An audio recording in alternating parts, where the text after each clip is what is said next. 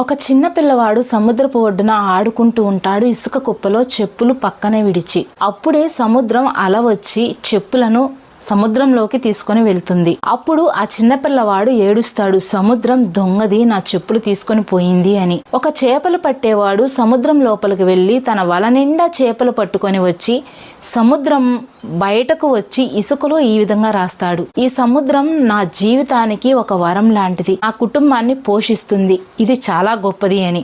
ముసలావిడ తన కళ్ళ ఎదుట తన కొడుకుని సముద్రం తీసుకొని పోవడం చూసి కన్నీరు పర్యంతమై అదే సముద్రం ఒడ్డున ఇసుక మీద ఈ విధంగా రాస్తుంది, ఈ సముద్రం హంతకురాలు, నా కొడుకును మింగివేసింది అని కన్నీటితో. అటుగా వెళ్తున్న ఒక ముసలి వ్యక్తి తన కళ్ళ ముందు మిలమిలా మెరిసేటువంటి ఒక రాయి కనపడగానే వంగి తీశాడు.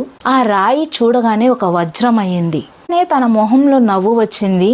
ఈ సముద్రం నా జీవితానికి ఒక వరం లాంటిది, ఇంత మంచి వజ్రాన్ని ఇచ్చింది అని చెప్పి ఇసుక మీద రాస్తాడు. అలా రాతలన్నీ కూడా సముద్రంలోని ఒక అల వచ్చి ఒక్కసారిగా తుడిచి పెట్టుకొని పోతుంది. ఇక్కడ మనం గమనించవలసిన విషయం ఏమిటి అంటే సముద్రం గురించి మంచి రాశారు, చెడు రాశారు, కానీ అవేవి పట్టని సముద్రము మొత్తం రాతలన్నీ తుడిచిపెట్టుకొని పోయింది. సేమ్ మన జీవితంలో కూడా ఇంతే జరుగుతుంది.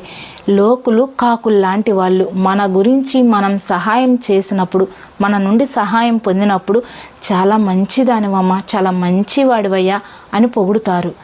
మన వల్ల ఎలాంటి సహాయం పొందలేనప్పుడు మనల్ని తిడుతూ ఉంటారు.